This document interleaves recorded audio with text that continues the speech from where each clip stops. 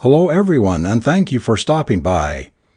Today on episode 2 of True Ghost Sightings we will be recollecting true and weird paranormal stories submitted by people from all around the world. Hope you enjoy.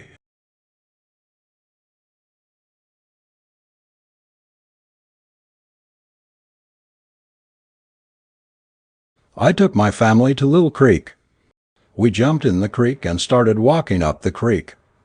We walked up the creek from the bottom of the creek to almost hitting the little town in Little Creek. We started feeling creepy, like we were being watched. Keep in mind it was during the week, so there was hardly anybody there. I told my family to go back down the creek towards the car, but we found 2 blue balloons out of nowhere, so we got the balloons and started walking back down the creek. For some reason I started feeling like not myself. At the same time one of the balloons slipped out my hand, so I looked at the balloon floating away going up towards the mountains. As I looked down 2 lights appeared on the mountains. I thought it was a car. They looked like headlights, only they started floating up the mountain like the balloon. After I saw the 2 lights, my family said I started behaving aggressive and fighting with them to let me go back in the creek. They said they kept pulling me away out of the water, but I kept trying to go in the water or towards the mountains where I saw the 2 lights and found the 2 blue balloons. My son told me that he pulled me away from the water to the car. Right when we got to the car, he said I started acting normal as if nothing was going on. I remember feeling scared and paranoid for some reason, but for some reason I felt like something didn't want me to leave. It was pulling me back to the water. When I remembered about the lights and told my family, I started feeling scared again and didn't want to be there anymore. I haven't been to that creek ever since.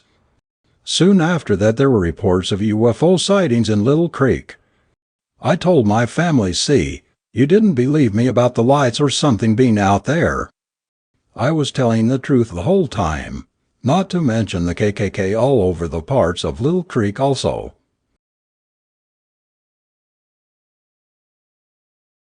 I've been a nanny over 20 years. I'm considered a level-headed and a no-nonsense person. In my line of work you have to be. In 1992 everything I believed in was turned upside down. Even today I feel uneasy speaking of such things. Frightened I might invite the desperate energy back into my life, although for some reason I feel like my story should be told. However, we have to venture back for a moment in time to 1988. I was working for a single mother of 4 in Avoca, Michigan. This house was on Ashen, Maine. It was an old house with much history dating back to the Thumb fires. She was away on her job a great deal of the time, and I took care of her children day and night. One weekend when she was home she had decided to rearrange her bedroom furniture around. When Monday had rolled around she had gone back to work. I noticed things missing: my glasses, slippers, and a small kitchen rug. Kids will be kids, and I assumed they were goofing off. Later that night, after I had tucked them all into bed, I found all 3 items in my room which I had always kept locked. I wasn't scared at this point, just puzzled. It was around 11 p.m. when I heard the first knock. It was faint but still a knock. I opened the door expecting to see one of the kids, and no one was there. Like I said, kids will be kids, so I went to check on them. I could tell they were all in a deep sleep. The knocking went on through the night, and the following nights as well. By Wednesday evening I was telling myself it was only house noises. I almost convinced myself until I saw a figure of a boy out the corner of my eye. He looked to be approximately 15 years old and wearing a hunter orange-colored t-shirt. When I looked straight at him I could not see him, however, he was always there when I only looked out the corner of my eye. It was as if he would remain there only if he thought he wasn't being seen. It was a moment I never want to have occur again. I stood up and walked over to the phone, having to turn my back to the spirit, and asked Kathy, the next door neighbor, to come over. The neighbor and I had become good friends, and I often watched her 2 beautiful children. When she arrived she said I was as white as a ghost.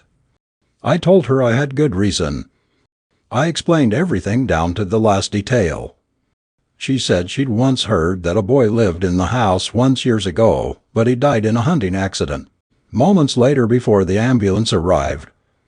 After the funeral, Kathy reminded me of my earlier impromptu visit that summer and my warning, asking herself over and over again why she hadn't listened. Before Big Mark and Kathy had left the state to go live in Maine, the house was blessed, asking all spirits to go to God in His heaven.